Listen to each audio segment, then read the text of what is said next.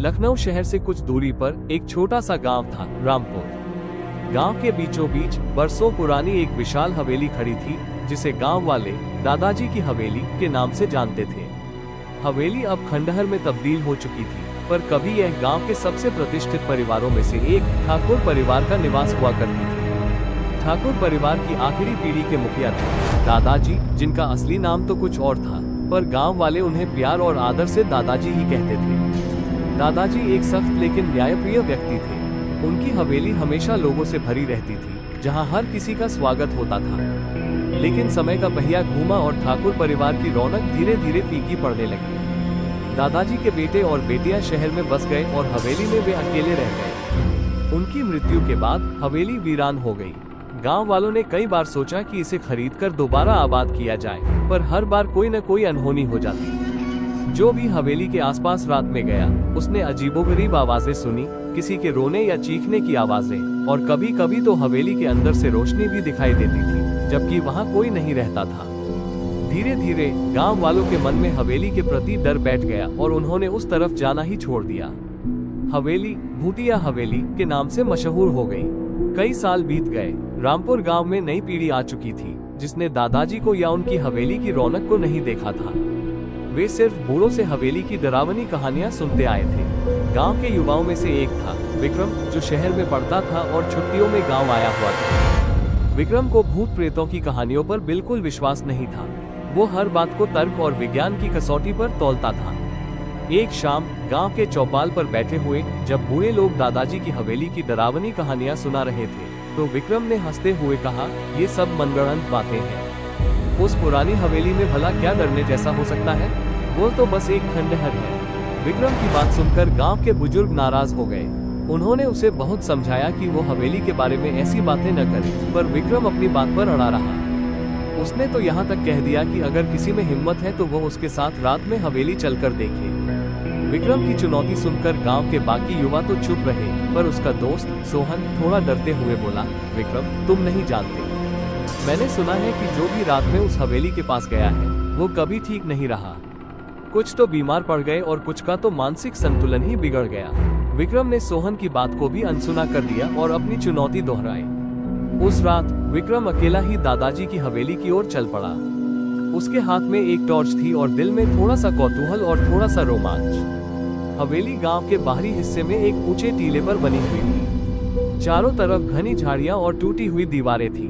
विक्रम जैसे ही हवेली के मुख्य द्वार पर पहुंचा, उसे एक अजीब सी उदासी महसूस हुई। हवा में एक अजीब सा सन्नाटा था, जो दिन के शोरगुल वाले गांव से बिल्कुल अलग था। उसने टॉर्च की रोशनी में अंदर देखा। हवेली का आंगन पूरी तरह से वीरान था। जगह जगह घास और जंगली पौधे उगे हुए थे। दीवारों पर पुरानी नक्काशी अब भी धुंधली सी दिखाई दे रही थी, जो कभी इस हवेली की शान हुआ करती थी। विक्रम धीरे धीरे अंदर बढ़ा। कमरों के दरवाजे टूटे हुए थे और अंदर अंधेरा पसरा हुआ था। धूल और मकड़ी के जाले हर जगह दिखाई दे रहे थे। उसे हर तरफ एक अजीब सी बदबू आ रही थी, जैसे कोई चीज बहुत दिनों से सड़ रही हो। वो एक बड़े कमरे में पहुंचा, जहां कभी दादाजी का दरबार लगता था। कमरा अब खंडहर हो चुका था। छत से प्लास्टर उखड़ रहा था और फर्श पर टूटे हुए फर्नीचर बिखरे पड़े थे। अचानक विक्रम को एक धीमी सी आहट सुनाई दी, जैसे कोई कमरे के दूसरे कोने में चल रहा हो। विक्रम ने तुरंत टॉर्च उस दिशा में घुमाई, पर वहां कोई नहीं था। उसे लगा कि शायद उसे वहम हुआ होगा।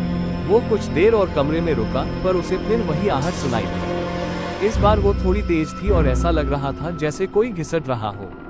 विक्रम को अब थोड़ा डर लगने लगा था। उसने सोचा कि उसे वापस चले जाना चाहिए, पर तभी उसकी नजर कमरे के एक कोने में पड़ी।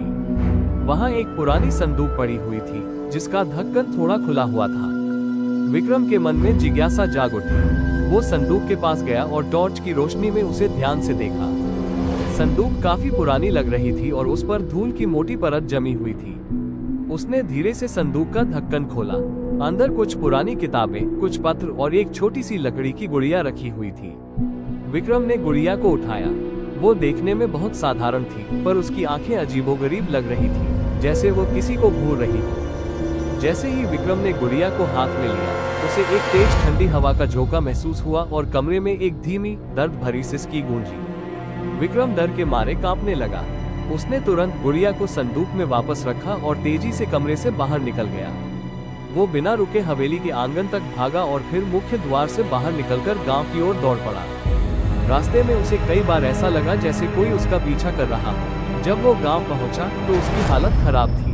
वो बुरी तरह से हाँफ रहा था और उसका चेहरा पीला पड़ गया था। उसके दोस्तों और घर वालों ने जब उसकी हालत देखी तो वे घबरा गए। विक्रम ने उस रात हवेली में जो कुछ भी हुआ था वो किसी को नहीं बताया। उसे डर था कि लोग उस पर हंसेंगे, पर उस रात के बाद विक्रम का व्यवहार पूरी तरह से बदल गया। वो हमेशा गुमसुम रहने लगा और उसे रात में नींद नहीं आती थी। उसे हमेशा ऐसा लगता था जैसे कोई उसके आसपास मंडरा रहा हो।